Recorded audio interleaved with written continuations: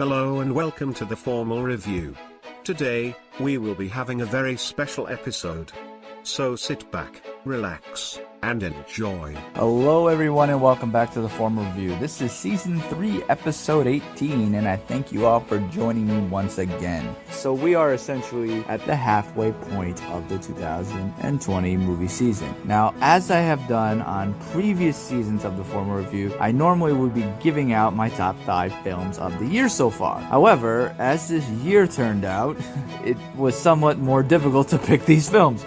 Obviously, this year has not really gone in any way that somebody could have predicted. The coronavirus pandemic has affected cinema in such a way that more and more films were released on demand than in theaters. As such, as I mentioned in the last episode, watching new movies has been kind of hard for me. Mostly because older movies have been more fun to watch, and I'm not really a streaming person. I like watching hard copy movies when I'm at home. So trying to turn on Hulu or turn on Netflix to watch this film feels almost trying to watch a new show on these platforms, which I don't normally do because I have to be, I guess, looking for something specific to watch, not like scrolling through Netflix looking for something to watch. I usually don't go out of my way to watch these new films because it just ends up being more difficult for me to want to invest in something like this, because what if it is really bad? Whereas going to the theater, when you see these films in a theater, you're going to the theater for these movies. Even though they may be bad, you're making an event about it, which for me, that's why I always went to the movie, because you go there with purpose. You go there to watch these movies and for me to do a review on them.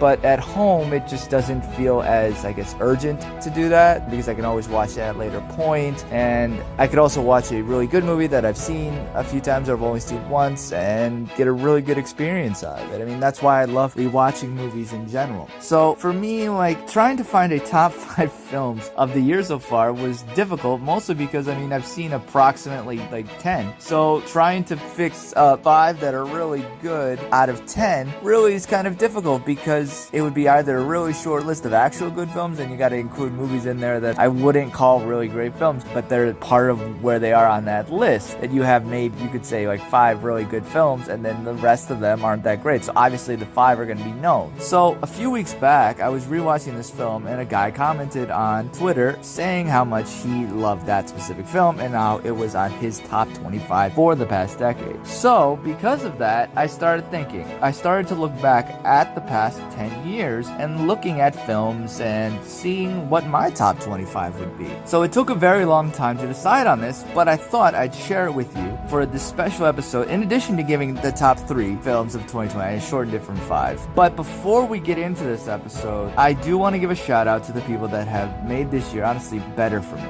Talking about movies has really kind of kept me sane during this pandemic. So I want to give a shout out to Andre at Backseat Directors, Ryan of Life of Films, and Mikey Hidalgo. These 3 men have really allowed me to have some great conversation regarding films in general. Even though we don't agree 100% of the time, it's been just a fun experience just talking to them. And I also want to give a shout out to all the other Backseat Directors team and really all the guests that have come on. Y'all have really made talking about movies even more special to me, and I thank you all for that. This pandemic has really allowed me to have some soul searching while also remaining true to myself, and really doing this podcast has allowed me to share my love of film with you, my followers. And I would not really be doing this if it wasn't for you, so thank you for just always continuing to listen and tuning into every episode. So again, the reason for this episode was that it was such a difficult but enjoyable time to go back and look at these films and try to make a list of 25. And so I decided that because somebody inspired me to this, it would be a really good idea to have somebody else come in and talk to me about what his top 25 films are. And because this guy really inspired me to do this, I wanted to bring him specifically on. But before we get into that, I do want to say that all of these movies, if we talk about them so we're not going to talk about every single movie in detail, but we're going to talk about some of them with, honestly, spoilers up the wazoo. So if you haven't seen some of these movies, I really do apologize. We do try not to ruin the movie completely, but there are some movies on this list that you really have to spoil to fully talk about. So proceed with caution, and you can skip over certain bits here and there and try to just get the list of the top 25 films. But if you don't really care about that, just keep listening. I would like to welcome on my guest, Brett Bohan. So before this podcast, Brett and I have never really interacted before, aside from a few tweets back and forth. So this is us essentially meeting each other for the first time. So hey Brett, thanks man for really coming on. Well, thank you for having me. Well, nice to officially, I guess, meet you in a way. Yeah, you too. Why don't you tell some people just who you are when it comes to just movies and stuff? Why did you start your own movie review channel and everything like that? I'm Brett. I do Bohan reviews on YouTube. I'm also at Bohan reviews on Twitter, but I'm probably not going to be doing many reviews at the moment because I am attending law school starting next week. But I'm not really sure, actually, to be honest, what inspired me to start reviewing movies. I started out reviewing books on a website where I would just write book reviews, and then I got into doing movie reviews from there. I found that I was more interested in writing movie reviews, and I just like watching movies, and I think that's kind of what inspired it. I definitely agree with you on that. That kind of is what inspired me too. Going into, since we're talking about the best films and stuff, how would you define a good movie? For me, what I usually look at is originality in the story, and then the message and like impact that this has for like rewatchability. It's not just a one-time watch like biopic or something like that where it's a really nice story, but there's no like really significant impact that this movie gets 20 years down the line. I mean, there's reasons why some of the greatest films of all time are older films because they have lasted that test of time. But then there are some really decent films that are you see in theaters, but 20 years from now, we may not really remember them. That's kind of why I personally am like really attached messages and the impact that it can make. Yeah, I agree. I think the story is the most important part in terms of a film. If you don't have a story, then you don't have a movie. And maybe less than its impact, but for me, the story has to be worth telling, otherwise it's not going to be a very good film. Like, I think I've seen countless films where I could, go in and enjoy it on a mindless level, but understand that that story really wasn't worth telling. There was no reason for it, and I think that's a lot of the reason why people have this sequel fatigue is I feel like a lot of sequels don't have that. They don't feel like they were necessary and like there was a story there that was worth telling. But I think there are a lot of different things that go into what makes a movie good versus what makes a movie bad. And we could probably do a whole hour-long podcast if we wanted to, just talking about the different things that make a movie good or bad. But I agree. I think it's the story at the heart. Without that, you're not going to have a good movie. Yeah, I agree. You kind of mentioned like sequels and stuff. So before we going through our top 25 films of the last decade, just to kind of preface it a little bit, how many of yours are animated films? For me, it's 3. I only have 1. Okay. Also on the fatigue point, superhero films. So how many of yours would be comic book movies? I also only have 1 comic book movie. Okay, and I also have 3. So, and what genres appeared most in your list? I think drama is probably the most represented category. I didn't actually go through and count which ones were which, but it's probably drama, followed by sci-fi, and then thriller. For me, it's sci-fi. A lot of, obviously, people like to analyze a film as successful as like winning Academy Awards and stuff like that. My biggest thing is that I found, looking back at, is that I had 4 films that weren't really nominated at all. That's interesting. I also had 4 films that didn't have any nominations. Yeah, and specifically, I was just on screenplay, director, writing, and acting awards. It probably goes up a little higher. I think I have maybe 6 then, if I don't count those. Like if I count undercard categories, I might have 6. Okay, yeah, see, I wasn't counting those because when I was counting, I was like, there's no way I can go through this and like just dissect. I don't have the time to do that. So that's why I kind of only concentrated on those. So to not waste too much time, instead of going, because I know we talked about it, like going one by one back and forth, I think it will be better if you give your numbers 25 to 21, just go by 5s, and then we'll dissect it from there. All right. For 25, I have Snowpiercer. 24, I have Inside Out. 23, I have Avengers Endgame. 22, I have Annihilation. And then 21, I have The Farewell. Okay. Endgame is the only comic book movie that you have. Okay. Yep, and Inside Out is the only animated film. So both of those come out really early on. Oh, wow. Yeah. Similarly, for me, my number 25 is Black Panther. It's one of the comic book movies. Then I have Birdman, Jojo Rabbit, Inside Out, and then Mad Max. Yeah, for Mad Max was definitely one that I wanted to rewatch before I made this list because it wasn't one that I was super high on when I saw it, but then I never got around to watching it again, so I don't know if it would have made this list or not. Yeah, I actually just rewatched it. That's why I kind of put it back on the list, because I also remember it being good, so it's almost going to be an honorable mention for me, but then I rewatched it and it has just some really, really amazing filmmaking. Definitely one that's definitely one of those that if I could have seen it, because I didn't get to see it in the theater, I saw it at home first, so if that's one that I could have seen in the theater, probably would have helped. Yeah, I would definitely advocate for seeing it obviously on the biggest screen possible that you can now. Obviously that is hindered depending on what size television you have, but I think that the reason why I kind of kept it at the lower part of the list is because for me it's a story. It was honestly a very simple story. It's basically just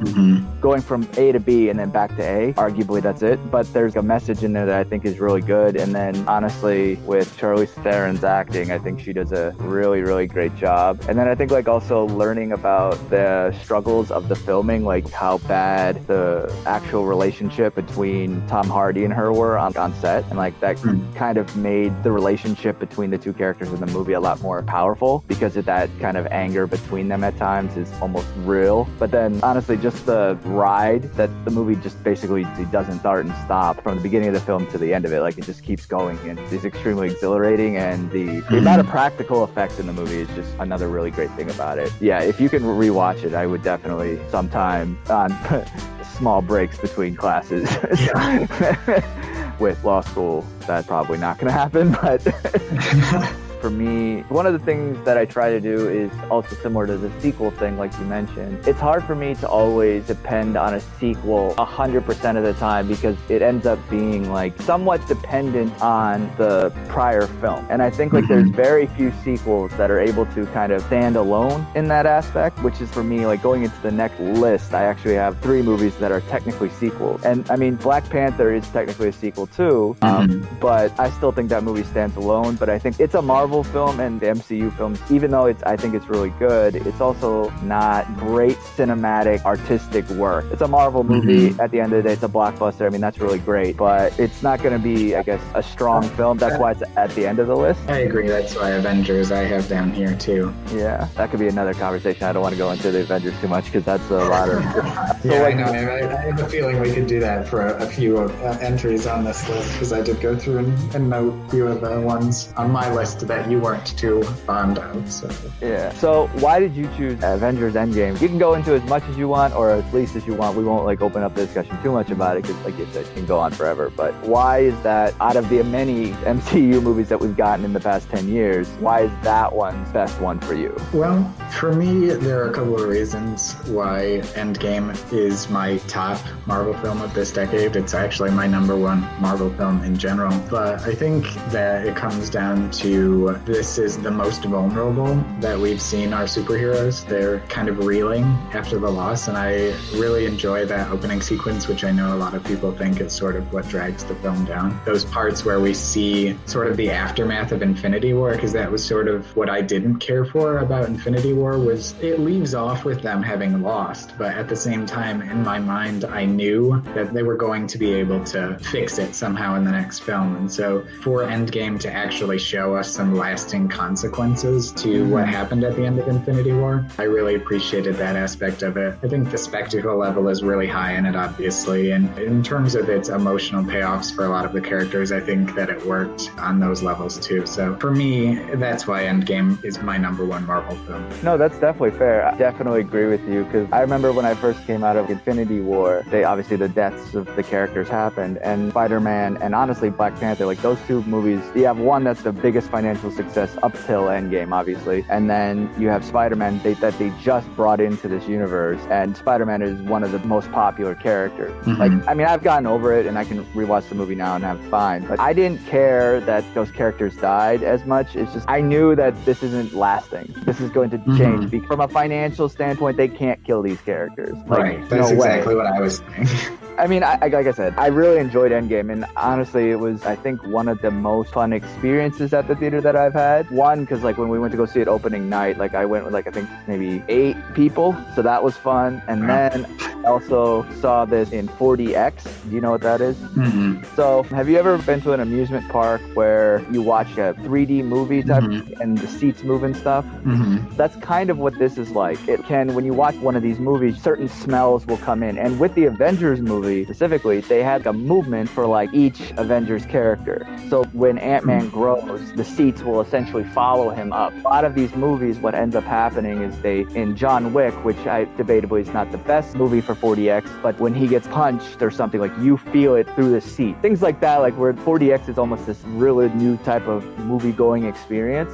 It feels, I don't know, it's hard to explain in words because it's like one of those things everyone should experience if they can, because it's not in a lot of theaters. I think there's only like 25 in the country. I just so happen to be around one of them. I don't know what cities have it. I know LA does and New York City does and Philly does, but I don't know any of the other ones. But if like for some point in your life, if you get into a city that has one, definitely recommend it. So going to that and seeing that movie in that environment made that movie more memorable for me. Even if I wouldn't agree it's the best one, but that's my personal opinion. But from a movie going experience, it was so fun to go. And I think like that like escalated it even more so because I have that memory now in my head. So it doesn't matter if it's character development isn't always the strongest, and it does depend on like all of those other things, that positive memory. Anyway, so I have for number 20, I have Coco, then Spider-Man Into the Spider-Verse, and that's the end of my animated movies. Then Blade Runner 2049, Logan, and then Dawn of the Planet of the Apes. That's also the end of my superhero movies too. What about you? In 20, I have Jojo Rabbit. 19, I have Moonlight. 18, I have Whiplash. 17, I have Ida. 16, I have Parasite. Okay, this is going to get interesting because some of those I have later on. Yeah, and you had Jojo Rabbit in that last one too. So we can talk about those later when they come up in your list. Yeah, but we can talk about Jojo Rabbit. So why did you put that like in this range? Jojo Rabbit for me is just such an effective movie on an emotional level in a way that I didn't expect. But really for me, I think what makes Jojo Rabbit, it just feels like a movie that shouldn't work, and it does. And that's true. I love all of the characters in it, and I think that all of the acting in it is phenomenal as well. You know, when I talked about it before, I said it's a movie that's a very sad movie disguised as a very funny movie. And I think it balances all of its tonal elements really well. I know that a lot of people disagree with that, but that's why it's in number 20 for me. Yeah, I agree. It's not a movie that I thought would work. When I first saw the trailer for it, I thought it was going to be this really odd, which it is, but kind of a Wes Anderson approach. I was very skeptical about because also with Taika Waititi, I wasn't the biggest fan of him, of what he did with Thor Ragnarok. I didn't like his humor very much in that. So with a movie that's not held back, or it depends on how you look at it, I guess, how much impact the Marvel studio has over like an individual director. Without that, I guess, hindrance or anything affecting that, I was so worried about it because his humor for me wasn't working. But that was one of the most pleasantly surprising films that I saw in the last year. I did not expect that movie to be good in any way. Yeah, I agree with that. That's probably my biggest surprise of last year. Obviously very well written, him winning the Oscar for, I think it's original screenplay. Adapted, I think. Yeah, you're right, it's adapted. It honestly is kind of powerful in some little bits here and there. Like I watched it for the second time with my fiance. She didn't connect the dots. Spoiler alert for anyone who hasn't seen it, but the shoes that are hanging were like others. Like it took her like a second. And then when I first saw that hits you like a pile. You like legitimately just stop and just to process that moment. And with a movie like this, with an imaginary Hitler, I honestly did not even expect that moment at all. The reason why I put it at the end of my list was because for me, like not as impactful as the other films that I have, but it's a great movie and I definitely think it should be obviously in this list. Going back to what I was saying kind of about sequels, I think that it's because this list obviously has these three really powerful sequels that I think obviously are very impactful. And going to Dawn of the Planet of the Apes one specifically, I didn't include War for the Planet of the Apes because that one is, in my opinion, not as good as this one is. And also I didn't want to like, honestly, 8 films in this collection. I don't know about you. I'm assuming this one is on your list. No. For me, like this is, when it comes to movie trilogies, that trilogy I think is one of the strongest movie trilogies that have ever come out. And I do agree with that. Yeah, and I've had discussions with a few of the other people who I talk talk to online. I go honestly back and forth between, and depending on the day of me watching it, I have it as my tied for 1 and 2 between that and Lord of the Rings when it comes to the top 2 trilogies for me. So I think it's such a well done movie, and I'm not going to get into that too much. So let's keep going on to 15 to 11, and why don't you start off first? All right. So at 15, I have Dunkirk. 14, I have Prisoners. 13, I have Blade Runner 2049. 12, I have The Social Network. And 11, I have A Star is Born. Okay. Yeah, so I have If Beale Street Could Talk, then I have Us, and Black Klansman, then Nocturnal Animals, and then Arrival. Again, you have some of those that are a little bit higher than me, and then also I think one that I have higher than you, but we'll get to that in a second. But the one that we mentioned haven't gone is Blade Runner 2049. So what did you really think about that movie? I think that in terms of technical achievement, Blade Runner 2049 has the best visual effects of any film to come out in the 2010s. And there have been 3 years since it came out, so for that to still be the case for me, I think is extremely impressive.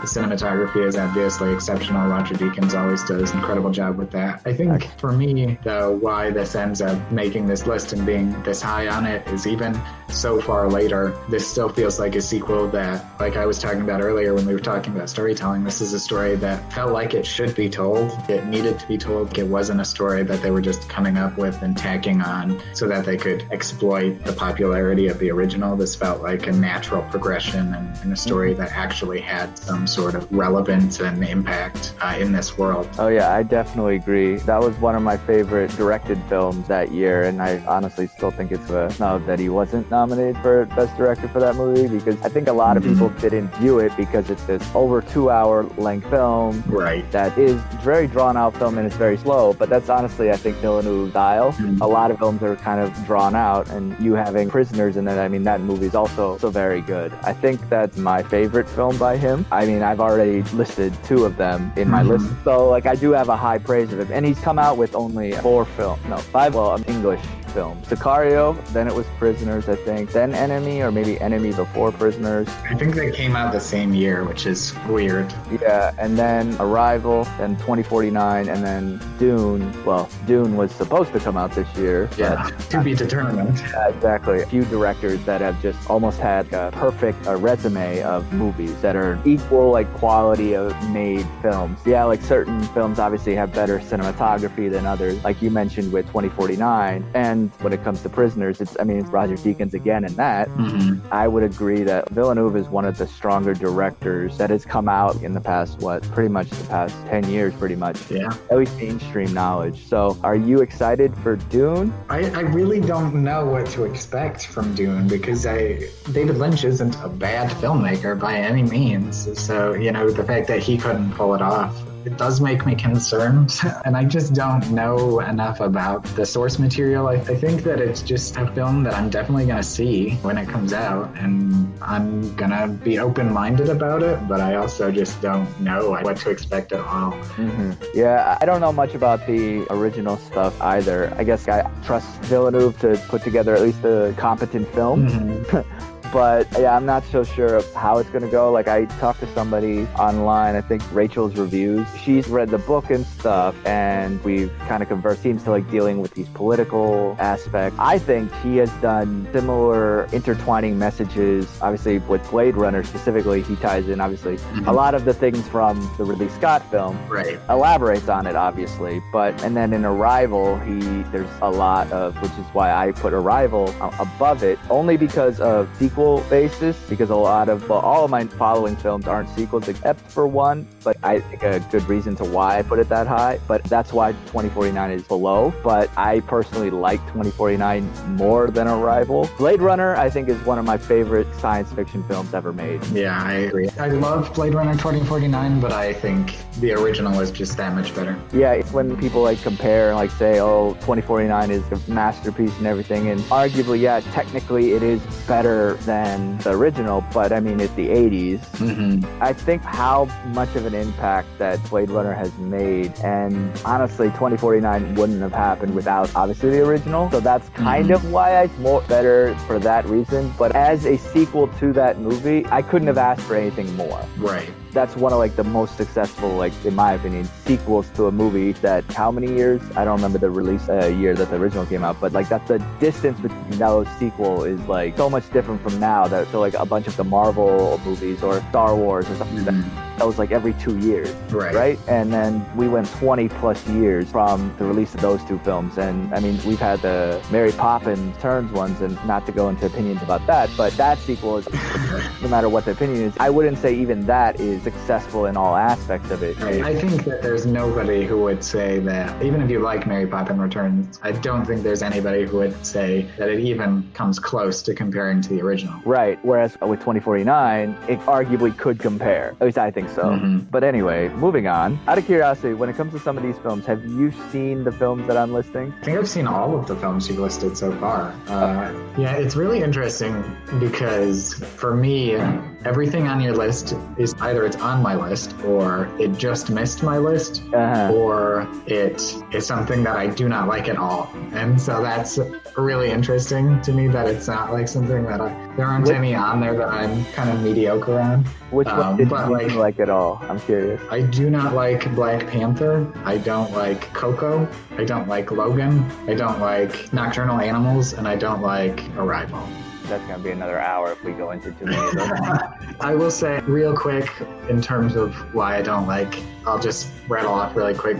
Black Panther, for me, was one that I ended up rewatching, and I liked it quite a bit more on rewatch than I did on the first, but it's really a script issue for me in that one, where I just think the dialogue did not work at all for me. I just had a really hard time connecting to it because of that. Coco is one that I need to rewatch because everyone loves it so much, but I just had so many sort of structural plot elements that I didn't agree with that one. For Logan, I felt like a lot of the plot was very convenient, and it just sort of came about to get us to where that ending was. And I think the ending hits really, really hard, and I think it's a perfect ending. But I think how we get there is sort of weak. Nocturnal Animals, the ending of Nocturnal Animals made me reevaluate the rest of the film, and it made it worse for me, having gone back to reevaluate it, because I just don't think that the events that happened would lead to that ending that we get, and so that's why I don't care for that one. And then for Arrival, I have an issue with that plot twist at the end that sort of makes you rethink everything that happens. I have difficulty because it feels like all of those flashbacks are sort of what leads her to be the way she is, and then for it to turn out that those aren't really what's making her the way she is, I don't understand her character in that. Oh, that's fair. I'm actually curious because I actually rewatched Nocturnal Animals because when I first saw that movie, I actually thought it was really, really great, and I hadn't seen it in years. So I was wondering if I wanted to put it on my list or not, but I also watched it with a few other people and they hadn't seen it before. So I'm actually, because it's very fresh on my mind, what specifically, I guess, when you learn of the ending, what are your, I guess, gripes about? So for me, what I have an issue with, essentially, in terms of the ending, is basically Jake Gyllenhaal's character's plan comes down to she's going to read this book, she's going to have this reaction to this book, which is going to lead her to want to accept my offer to come meet me, and then I'll just stand her up. But which is sort of his revenge thing. And for me, I don't understand how he knew that would work. I didn't buy that there was an assurance that that was going to work. And I just don't think anything throughout it built up to that ending needing to happen. Okay, I see what you're saying. I can see that. I don't agree so much, but I see where you're coming from. Because I think, how I read into it at least, she's kind of this big name art gallery person. And so following her and kind of knowing where she is and can kind of see how her life is, he can kind of see that, like just from her being in the public eye in some aspect. But then also like her husband also kind of is. But on top of that, I think his character kind of always knew who she was, in the sense of like when they do the flashbacks and stuff, she says, why did you stop being this artist or whatever? I think that's how they were trying to approach it in that sense, and kind of like he knows how she is. She's clearly not happy.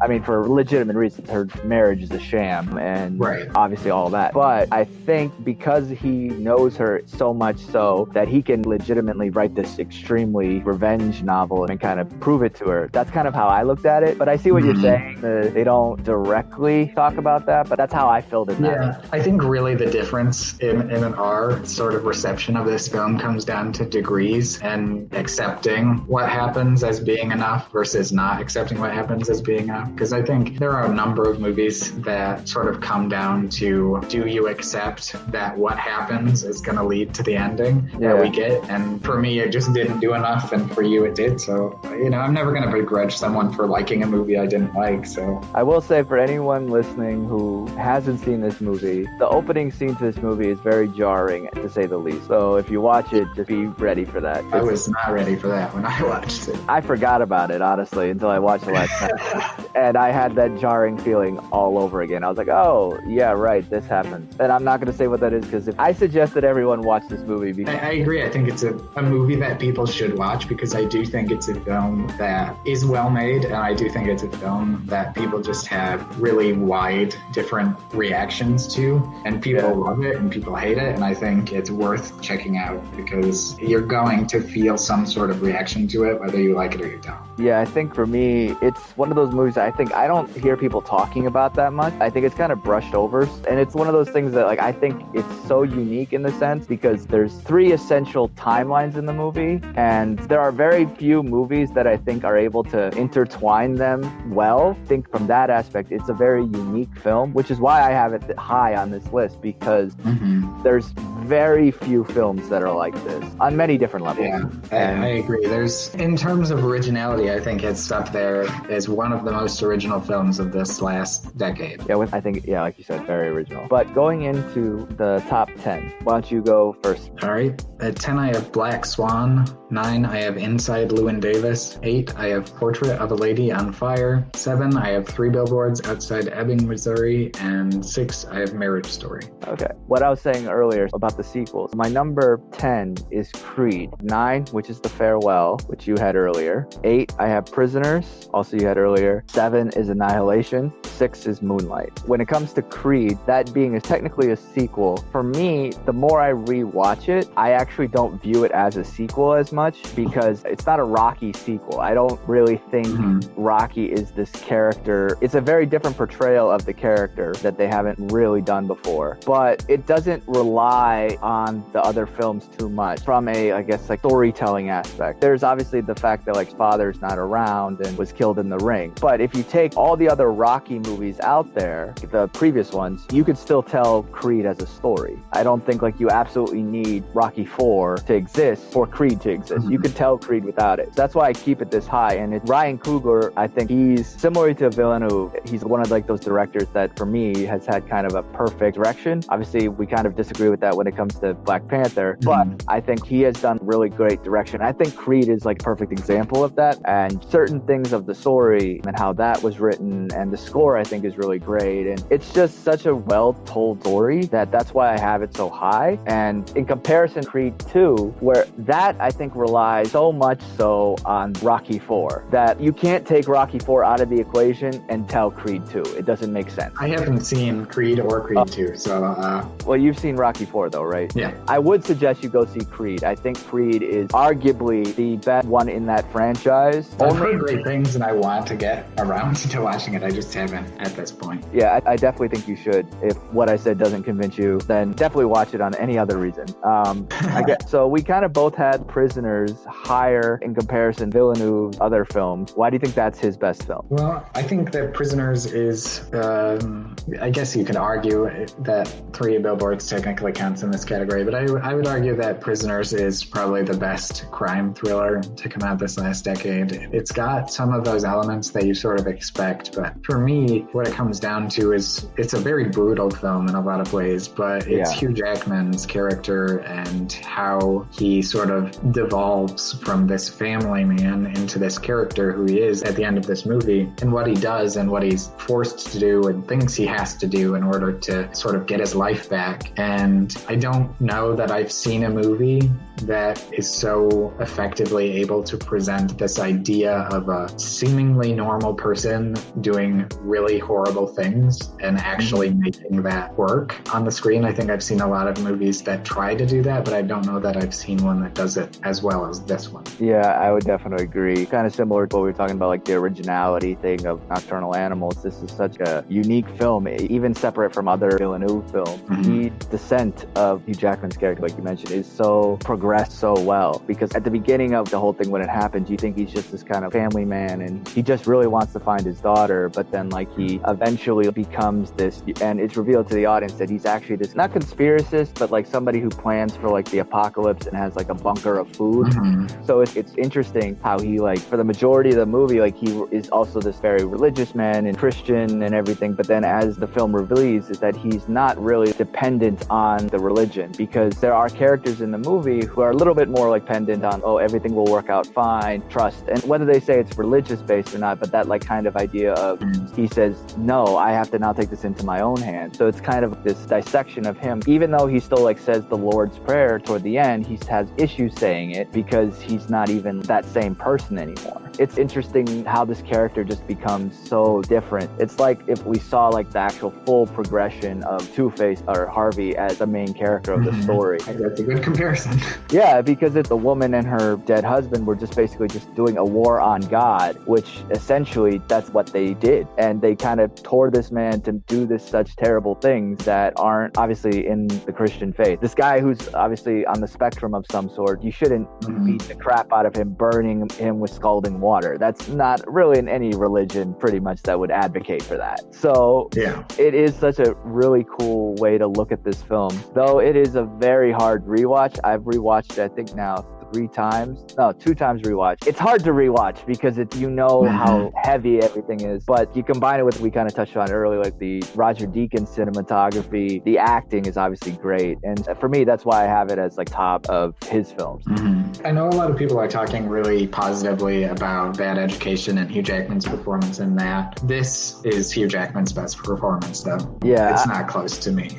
Yeah, I think it's between this and Logan for me, but I don't want to get into that too much because that will open up another conversation that we can just hold on for another time. But going into the top 5, before we do that, I think that because we kind of mentioned it earlier, when it comes to the honorable mention of what would you say your 3 that you wish you could include in the top 25, but they just missed it so much? Man, it's so difficult to pick what I had just left off at right at that end. And I know for a fact that this list is not the same now. I didn't change it from when I did my video, but I know that I would switch some things around just looking at it now. So just to throw some out there, I guess Her was a just miss for me. It was on this list for a while, but eventually dropped off. To get an animated film, Your Name. Oh, that's a great movie. And, I don't even know. I don't know what I have right at the edge there, but I'll say those 2. Yeah, I think for me, one of them was on your list, and that's Black Swan, because that movie is so well done, and I really like the director. I think he does a lot of obviously controversial stuff, but I really like that about him in a sense. I've only seen Requiem for a Dream twice, but I love that movie. But it's that similar to Prisoners. It's a movie that it's very hard want to put in my Blu-ray player and watch because it's just it's very rough. But anyway, Black Swan, I think like I could rewatch that movie because it's obviously on your list, so you know this, but it's a very well acted movie, and I love the kind of dedication that the character has. And also Swan Lake was growing up like one of my favorite ballet stories. There's so much, but it was very hard not to include that one. And then the only, I guess, Nolan, you had Dunkirk on your list, but for me that's not even my top 3 Nolan movies. It's not in my top 3 Nolan movies either, but it is on this list. But I do have one more coming up, so I guess that's a my honorable mention is Inception, mostly because it's such, again, a unique movie that no one really like fully analyzed. You don't know if, no matter to this day, not one person can honestly tell you with 100% confidence what the ending is. And that to me is a great story. Then obviously everything about that movie is really good. The character development, we don't know too much about all the characters, which is why it's not on my list, but it was hard not to put it at the end. But I think when it comes to characters, all of my other films I think have better character development, and they're written a little like throughout the entire movie. But anyway, now going into the top 5. Do you want to go first, or do you want me to go first? I can go first. Do we want to just go through our top 5, or do we want to go one by one and go back and forth? One by one, because I think since this is the top 5, they're more significant.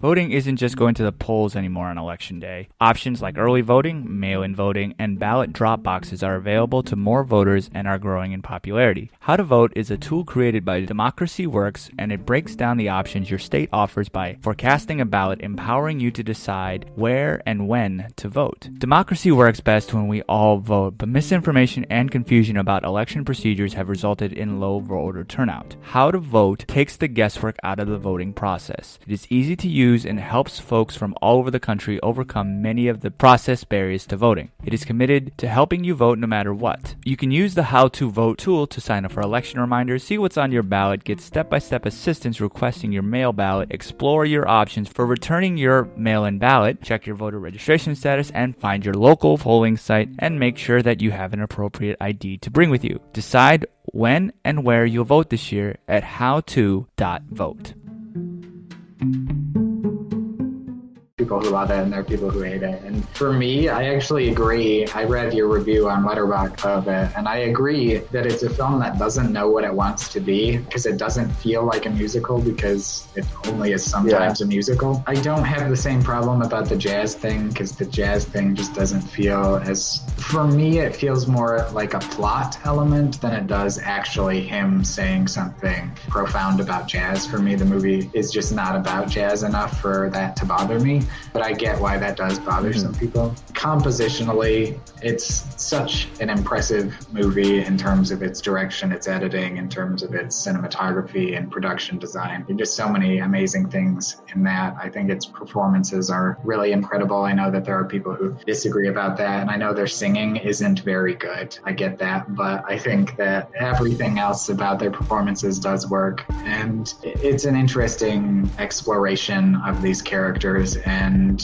what eventually they have to decide in order to go on and live the lives that they want to live. So that's why it's here for me, but I understand why people don't like I won't go into too much about it because we've already spent so much time talking, but in short, for the reasons that you mentioned, but I think like that's my main thing is that it doesn't know what it wants to be because it's, and I have a gripe when it comes to just musicals on any aspect of a movie of when they select somebody who barely knows how to sing. And that's something that just bothers me about all musicals. And I don't think that's the strongest point of a movie, but then why try to make it a musical but then don't focus on that? Right. That's part of the main thing of a musical, because honestly you're right, when it comes from the production side of it, it has some great production value. There's some really great filmmaking there. The colors that they choose in the movie are really vibrant, obviously, but also it works for the type of movie. And I think from that aspect it's definitely a decent movie. I haven't seen it since, and I really have no inkling to do so because of my issues with the story, and it's hard for me to want to rewatch a movie that, to me at least, doesn't have a good story. But I won't say that it's a bad movie. There are a lot of things that didn't work, but I won't rant on that movie too much more. So my number 5 is actually a movie that came out last year, and it's Queen and Slim. Have you seen that movie? I have.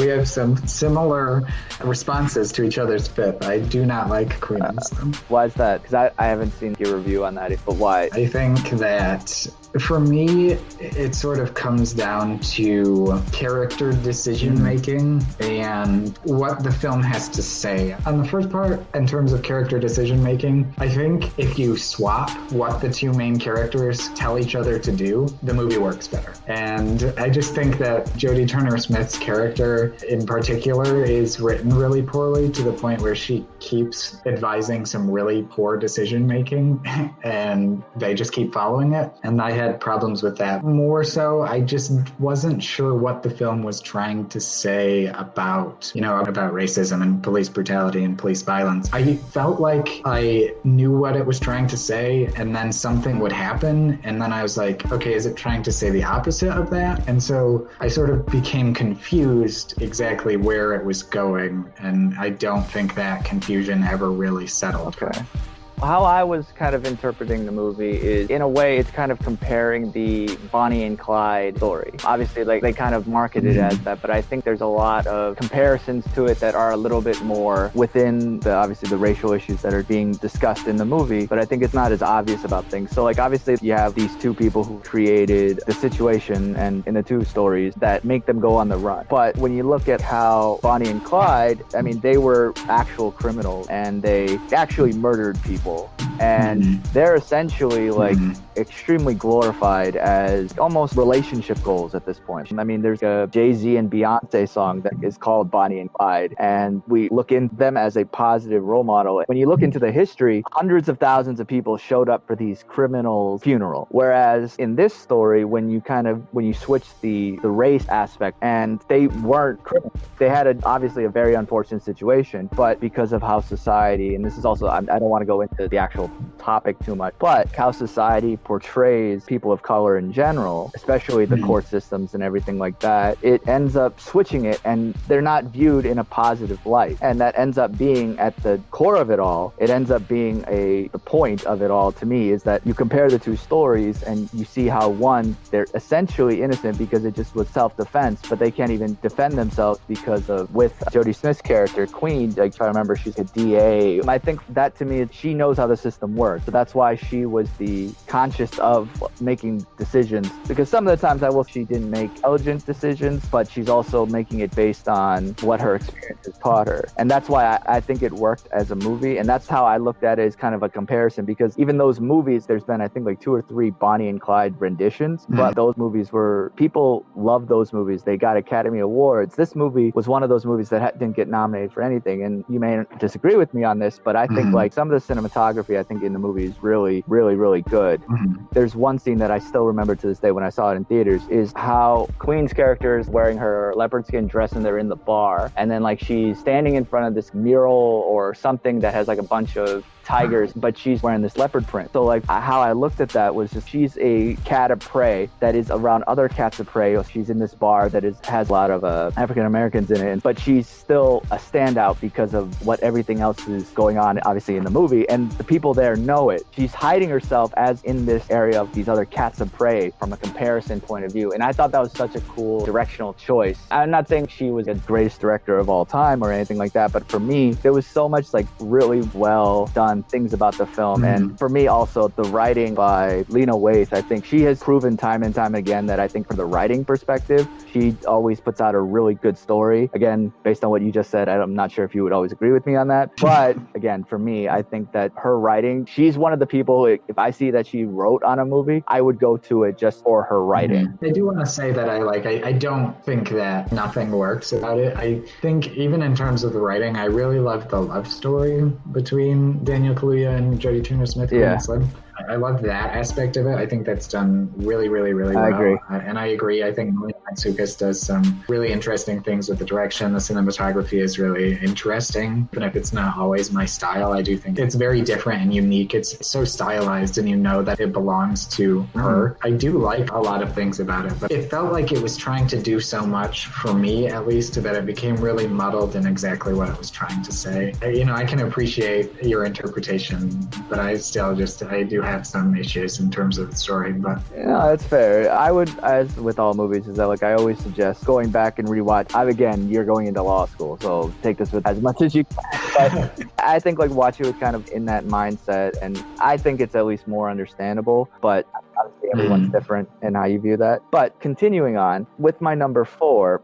This is kind of I think what ended up actually pushing for this entire thing to happen. And I know this movie's definitely higher for you, Ex Machina. And that's, yeah. So again, this is the movie that kind of made us do this whole thing. And for me, like the reason why I've always wanted to rewatch it again, I just hadn't had the chance. And with my new setup, how I have it was the perfect time to do it. And then obviously I put it out there and you replied, and then we got just talking about that. This movie to me is such, when it comes to sci-fi, the message, it has 4 actors in it. Basically 3. Basically 3. And somehow is more compelling than a movie that has double that amount. And it relatively is just kind of a story that's just so well told. And I think you can go into that a little bit more when we get into wherever it is on your list. What's your number 4? My number 4 is Cold War. I don't know if you've seen this, but it's a Polish film. I have seen that. I saw that whenever it came out. I don't remember. It was 17 or 18. It was 18. And everybody was pouring their love on Roma at the time. And for me, the best black and white foreign language film of 2018 is Cold War. But I don't know how you feel about it. For me, this is my second film by Paweł Pawlikowski on this list, actually. I had Ida earlier, which was the 2014 Best Foreign Language Film winner. For me, I think I really do like the love story that exists at the center of this. I like love stories. I've got several on here, and I think this one is sort of the most complicated one. And this is a film, for me, it's a film about boundaries, I think, and that's why it gets that title, Cold War, where there are just so many obstacles that exist between these two characters, and their relationship sort of mirrors this idea of the Cold War and Poland being sort of split away from the rest of the world as part of the Soviet Union. And for me, what Paweł Pawlikowski does so well is create these stories that have sort of these simple wrappings in terms of, this is a love story. Ida is sort of a story about a girl who's learning about who she actually is and taking those to say something really large about the social situation of his home country of Poland. And I think it's really impressive, his ability to take something, boil it down to such a simple story, and then present it in a way that has really large connotations in terms of its ideas toward his social beliefs. No, that makes sense. Yeah, I thought when it comes to the love story, I think the characters I thought were obviously very acted well, and I liked the environment that they were in, and it did tell a really good story. I think my issue with the film was that I didn't feel, and I haven't seen the film in ages, but I think the people in it were just kind of not treating themselves very well, so I didn't see a reasons why they were together. So I think it just felt really long to me because I couldn't get attached to these characters. I get that entirely. It's actually something that I sort of talked about when I reviewed this. I did a written review that I don't think exists anymore, but when I talked about it, I'd say this is a film where I think character decision making doesn't always make sense in terms of what we would think that they would want to do or think that they should do. But I think it's more of a Pawlikowski showing that in the end they're meant to be together, but there's always something that's forcing it so that they can't be. And that was part of it. It's just they're in these different positions in these different headspaces at times. He's in Paris and he's successful. She just wants to be with him, but he's got all of these other things. And then, earlier, she's got all of these things going on and he doesn't really have anything. And it's just, there's always some conflict there that makes it so they can't be together. Yeah, I think it's a well-made movie. I don't think I'm going to rewatch that movie, but if I did, I try to look at it from that angle. But going into number 3. My number 3 is Ex Machina, which you just talked about. I echo everything you said. I love how small it is and how it just all takes place in this one location. And it still always feels like a sci-fi film. It never felt like it was not that, even though it's in this small location. Ex Machina is probably my most rewatched film of this last decade. It's just a film that every time I watch it, I find something new in it to appreciate in terms of its storytelling, because I think it's a story that, especially with its screenplay, it's a story that you can look at and you can really, if you want to, take each of the characters and look at them as the protagonist and watch it in a different way every time you watch it and try to understand each character's motivation and how they could be the hero of that story. I think for it to be able to have so many different watches and then for that ending to be so up to interpretation, and there are just so many things about it that I think, I've watched it probably 8 or 9 times and I've just been able to watch it a different way each time, and for a film to be able to have sort of a new feeling experience every time you watch it, I don't know that there are many films like that. Yeah, I definitely agree. I think it's a small scale of it, but also it doesn't feel like a small scale movie. If you compare The Farewell to it, that's a small scale movie. It's just a family story. It's a great film, don't get me wrong. That's why it's in my top 10. That's one of the movies that still makes me cry because I'm half Japanese and there was a connection that I had with that film. But that movie is small in that aspect. And then when you put Ex Machina there, we said it's basically 3 people we are watching here. So it's small, but then the impact that it makes, that where it goes with the ending, it makes it a bigger movie because how obviously technology and how that affects our lives currently, and it makes the movie bigger than it is portrayed on screen, which I love that aspect of it. And so I know we had the director's other film is Annihilation. I love Annihilation too, but I think in comparison to the two, what really works about Ex Machina is that it's not, relatively speaking, a too complicated of a story. Whereas Whereas Annihilation, as good as it is, it's one of those movies where I'm still trying to interpret everything about it. And I've now watched it, I think, twice after I saw it in theaters. And I'm still like working on how I interpret every choice that's made in that movie. Whereas Ex Machina, the first time I saw it, I knew I loved it. I so agree. it's like you can have anyone watch Ex Machina and not really get lost anywhere along the way until you start talking about the ending. Whereas Annihilation, somebody could easily get lost. Yeah, I agree. And I think Annihilation is definitely the less accessible of the two, especially with the way that film goes with the ending. I think it's just one that not a lot of people are going to be able to respond to as well as Ex Machina. I agree. But I do love Annihilation as well, and that one is quite low on this list, which is sort of what made me think of this list would switch a lot, because I did just rewatch Annihilation, and it reminded me how much I love it, so it would probably be higher on this list if I were to redo it. But so then going into my number 3, you kind of talked about it earlier, or you mentioned it earlier in your list, is last year's Parasite. I legitimately haven't rewatched it since I saw it for the first time, and that's not because of not wanting to. In fact, I actually do want to, but I'm honestly waiting for the best way to rewatch it. I don't want to, this kind of gets into how I am about movie watching in general. I like watching things on hard copy disc. I was originally going to try to get it on 4K, but then I'm not sure if you follow this at all, but the Criterion collection came out with... The Criterion copy looks amazing. And I really want to see the black and white version of the movie, because I hadn't seen the Mad Max one. That's also another one I want to buy eventually. But with Logan specifically, with that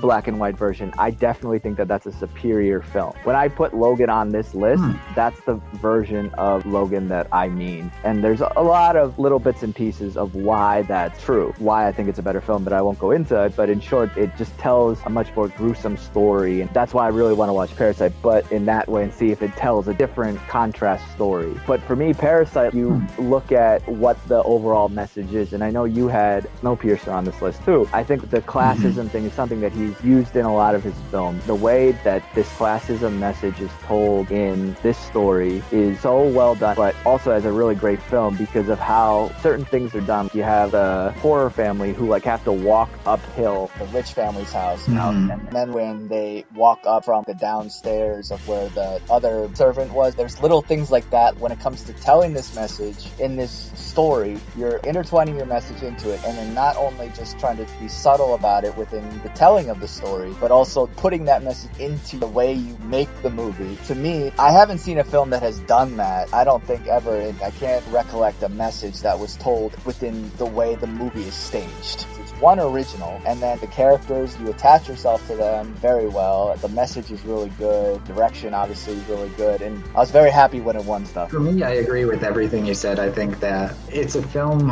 where everything in it matters. Every choice, every shot, every line of dialogue, everything about it is important. And I think that there are very, very few films that can say that. It was a film that I was sort of mixed on when I left the theater. Same with Inside Llewyn Davis, which I have at 9. And they're just films that have kind of, the more I've thought about them, risen. The thing for me about Parasite is I just had some issues with how it ended and sort of character decisions that I just didn't quite connect with me, because it is still on my top 25 list. So it's clearly one of my favorite films. But I just had a few things that just didn't quite work as well for me as maybe they could have, and that's where I feel with it. But there's just so many things about it that really are probably perfect in terms of filmmaking. Definitely. All right, so what's your number 2? Number 2, you talked about this one a little bit earlier, is Inception. For me, I understand that Inception is actually probably not as good of a film as some of the films lower on this list. But one of the things for me that lands it here is sort of its personal importance to me, because when I saw Inception in 2010, this was sort of when I realized that I loved to talk about movies, and this was a movie that everyone was talking about. And so at the time, I just remember this being a really important film, because that was when I started talking to everybody about movies, and really everybody wanted to talk about this movie in depth in a way that I really liked to talk about movies. So for me, that aspect of it is something that I can't separate, and that's probably boosting it quite a bit higher on this list than it would be. But also, I love heist movies, and this is a great heist movie. And I think what Nolan does, and this is sort of what you were talking about before in terms of its character development, Nolan's films aren't personal in a lot of ways, and I think that's what a lot of people love in the great films, is sort of the personal aspects of them and the small personal themes that they tackle. But I think that Nolan is very interested in very macro concepts like time and memory and dreams in Inception, and I think just those explorations are really interesting, even if they're not done on that same sort of smaller, in-depth way that sort of the great films do talk about them in some ways. Like with Parasite, where Bong Joon-ho is talking about social aspects, it's just an amorphous concept that Nolan likes to look at, and that's sort of why Inception works so well for me. Yeah, and that's 100% fair. Okay, that's why I definitely think Inception is definitely number 2. My number 1 being Prestige. That's the epitome of Nolan's storytelling ability. It's creative. The idea of what the Prestige, again, it's something that's tied in. It's not a message of a movie like Parasite is, but it's still the idea of the movie is put into the story of the Prestige. You have the 3 acts of the movie, so you have the 3 acts of the magic trick. I thought that was ingenious. And Inception, I think, does that to an extent, but I don't think it's as clear, which is why I don't have it as number 1. But that's one of the movies I love rewatching. I don't know how many times I've rewatched that movie.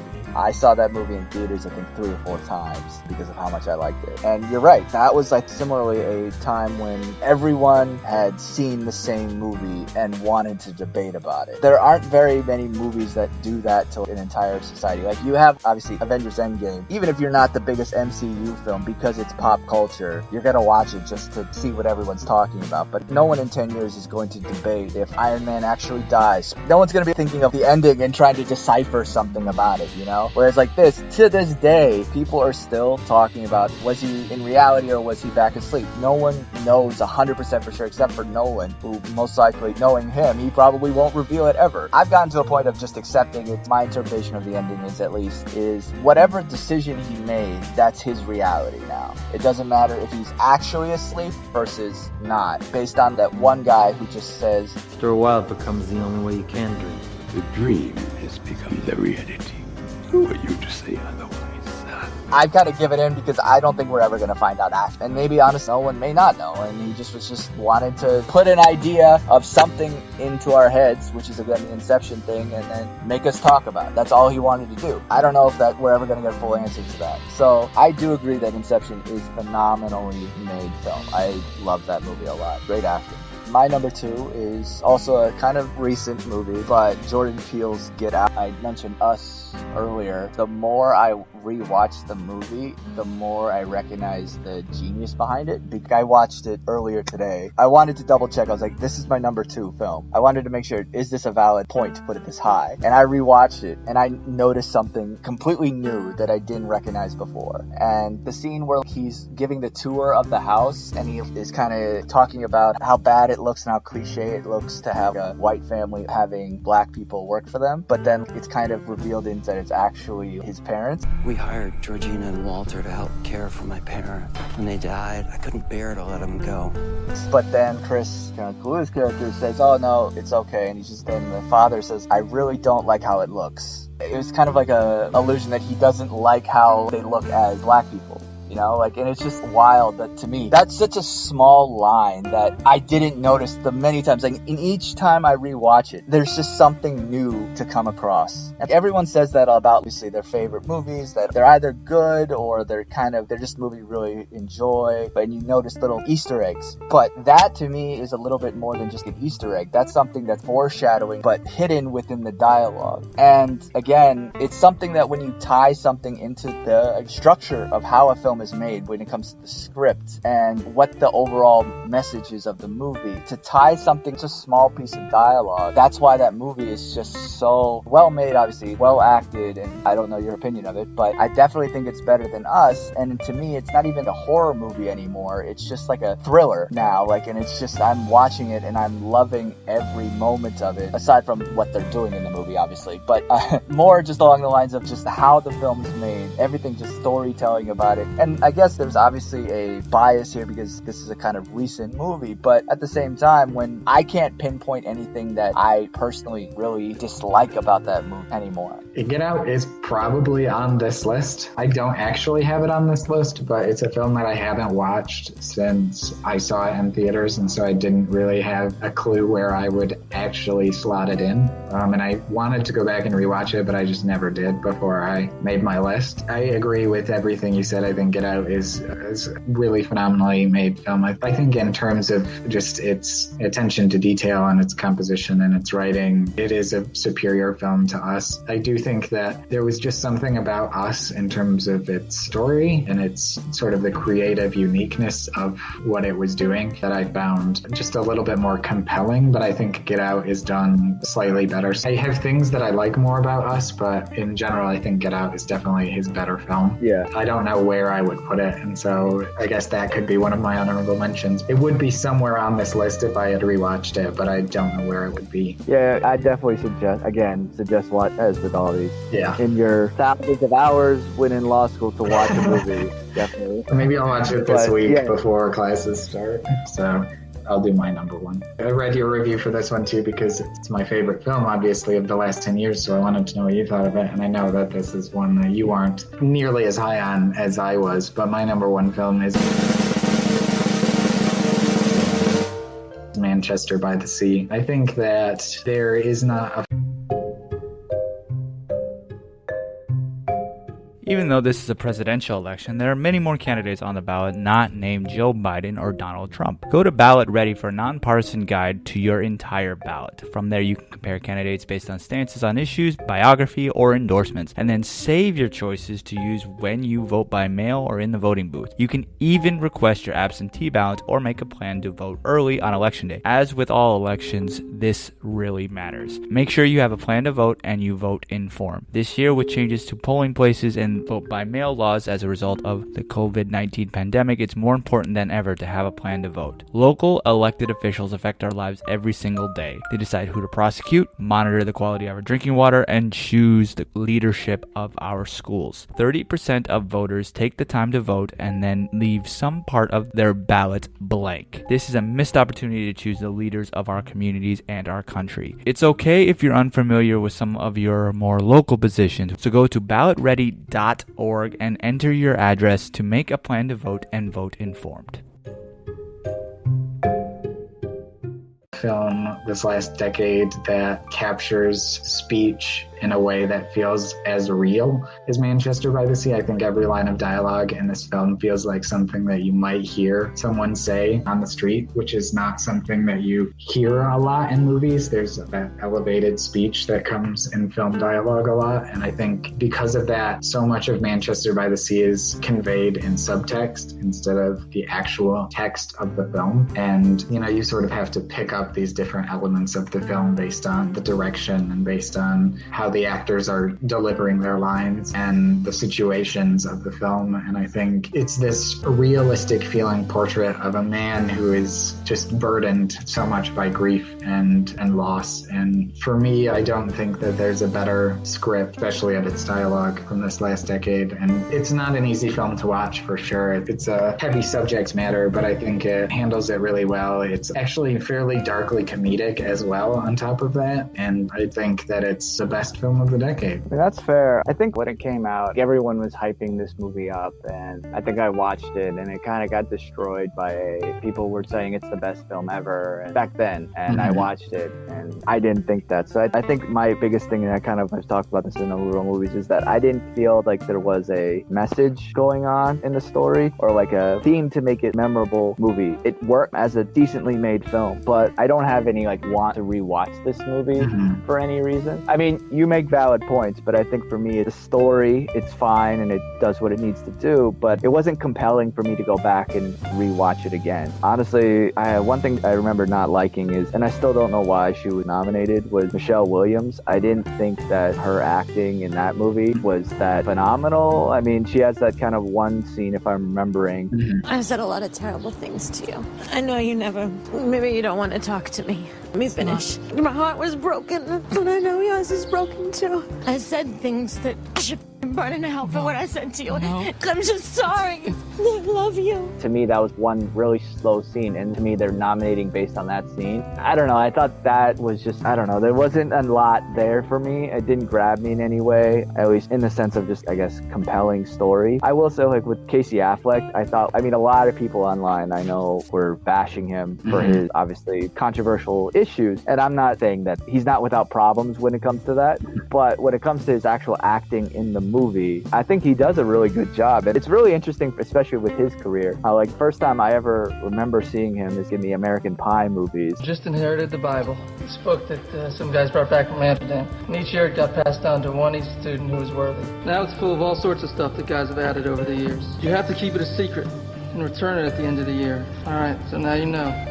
I have not seen American Pie in a long time, so I don't remember anything about it. I'm not going to advocate to watch those because those are very dated movies, that is for sure. Like, that's the first role that I remember Casey Affleck being in. And back then, I'd make the connection that it was Ben Affleck's younger brother. And then I obviously saw Good Will Hunting, and he's in that. Would you shut the f*** up? I know what you wanted. I was there. So give me that sandwich. Give me your sandwich. I bought it. Look, how much money you got? I said I could change when I get the snow price. All right, well, give me a 16 cents that you got on you now. We'll put your sandwich on layaway. Keep it right up here for you. We'll put you on a program. Every day you come in with your 6 cents, and at the end of the week, you get your sandwich. What am I? Sandwich welfare? I think we should establish a good line of credit. Can I have my food now, please? See, like, how much he's kind of grown to the starring actor, just his brother, and he's grown a lot. Yeah, you definitely like it more than I do, but I can see why you like it. So my number one has a lot of, in case you didn't know this, I talk kind of about, like, my favorite director, that Martin Scorsese. And for me, he's just always been one of the best storytellers of all time, and consistently good, even when he ventures out in kids films with Hugo. Yeah, Hugo. So he always tells a very decent story. And then obviously he has his very adult movies. I don't know why people think this is his greatest movie, but Wolf of Wall Street, as good as that movie is, I don't think that's one of his top made movies. I think, I was really worried honestly, that was about to be your number one pick, because it's not a film that I'm very high on. So yeah, I like it, and it has really good acting, obviously, by Leonardo DiCaprio. And it's an interesting story, to say the least, but it's definitely not his best film. And I still also think The Departed, even though that's the film that won him the Best Director award, that's not his best film either. And I think he did a lot more compelling stuff early on. But my favorite movie by him is Raging Bull. But this one is so close now, the more I rewatch it. It's Silent. I have not seen it. I own this film and I still haven't seen it, and I have no excuse. Yeah, that movie, I think it's just so powerful on so many levels. The story is engaging, and it's just a well-written story. Obviously, it's not his story. Like, he adapted it from a book. And I haven't read the book, but it's a book my mother indicated for me to read. I'm not a book reader. I'm more of an audiobook person, so I haven't read it. After I saw it for the first time, I looked it up, how accurate it is to the book's meaning, because the book is one of the most controversial books come out of Japan, and how the movie approached it, because Scorsese was working on this movie for years. The book came out, I think, sometime in the 80s. He loved it then, but didn't feel he could make it until 2015, 2014, whenever they started filming. And that's because of, like, intense aspects that it deals with faith and everything that surrounds that. And it does focus on the Christian faith specifically, but I think this idea of faith, and I won't spoil everything for you, but how it essentially can be looked at from no matter what actual religion, whether it's a Abrahamic religion or a multiple deity religion. The idea of faith and what that means to people is very complex, and I think this movie attacks that extremely well. And it can actually even be kind of applied to, not to go into too much of theological conversations, but kind of can also be looked at from an atheist point of view, because that's, in my opinion, that's kind of religion in some aspects as well. But you don't have to be of the Christian faith to understand what's going on in this movie. And that's one thing that I really love about it. Even though it's obviously focused in that, you can go into this, and I don't know what your beliefs are, and you don't have to say what it is. That's not where I'm trying to go with this. But I think such a great movie because of the cinematography, I think, is beautiful in this movie. Scorsese has just done such a really great job at directing it. And honestly, I mean, you own it, so you can obviously look at it. But for people who don't know much about this movie, the cast is great. You have Liam Neeson, you have Andrew Garfield, you have Adam Driver, and all three of them have really great scenes. They all have these, honestly, in my opinion, some best acting by all three of them in this movie in their careers. Garfield obviously is more known for his Hacksaw Ridge movie, but I think this movie really shows his acting ability. And it's same thing with Driver. He obviously, his most recent stuff with you mentioned in your list, Marriage Story, like that's, aside from Star Wars, not really great acting in Star Wars, but this made me more of a fan of him than any of the other movies that I've seen with him in it, because he has some really great scenes and the characters are just so well developed. You understand where everything is coming from, and I would seriously, if you have a chance, honestly, go watch this movie. If you like Scorsese in any way, this movie will satisfy that. And it's really a film that honestly failed at the box office, because when you watch the movie, I don't see any way how to market this movie, because it's about faith in Japan. How do you market that to like a general audience? I don't know, because it's not a biopic by any means, and it's a historical piece, but it's also not a true story. And but then there's the complexity of what it's dealing with. It's not a marketable movie, which is why it failed at the box office. But if anyone is looking for like a really great film to watch and just honestly just analyze the meanings behind it, this movie to me is just such a phenomenal thing to rewatch and watch again and just enjoy amazing filmmaking from an amazing director that really has had, I think, a really great career. Well, I'm sold. I'll probably watch it as soon as we get off this call, so... I'd love to see what you think about it now that we're done with the top 25, because the original point of this was to do the best films of 2020, but we won't discuss them. We'll just name it, give your general opinion of it, and then we'll move on, and then we'll finish up.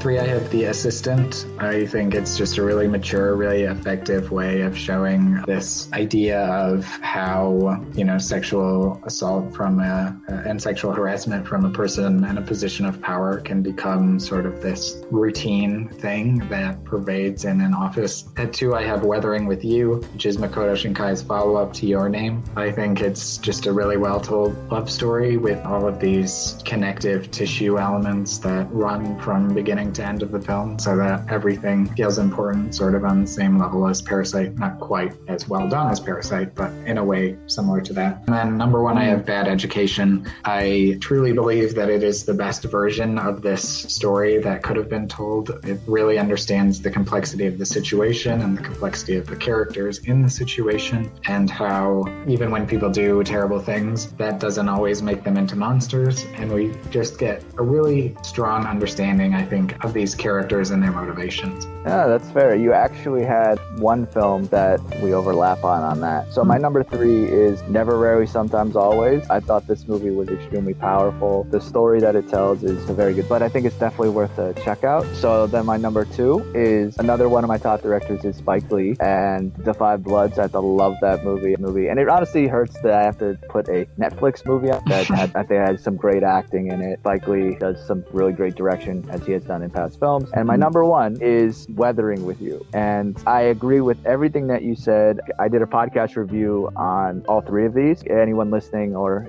if you, Brett, want to go listen to them, you can. Feel free.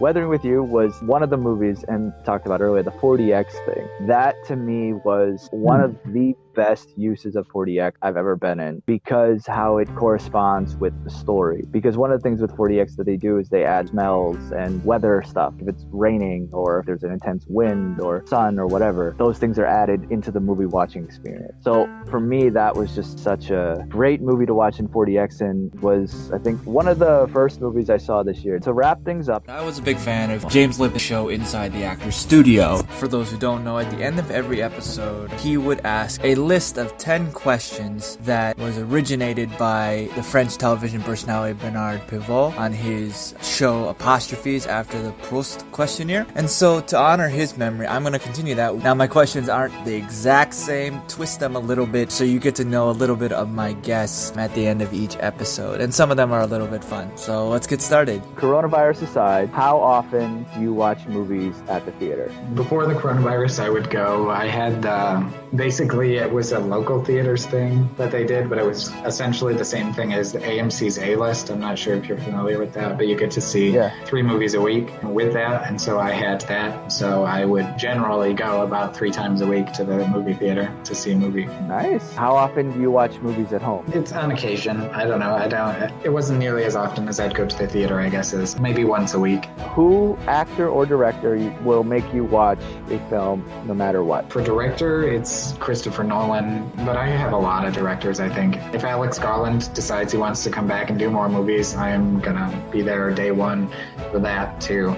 I don't have that same thing with the actor, though. I don't know that there are any actors who I'm like, oh, that actor's in it, so I'm gonna go watch it. Do you prefer digital or hard copy movies? I prefer digital, and I know that's sort of a sacrilege, I guess, for cinephiles, but here's the thing. For me, I hate moving, and I hate packing.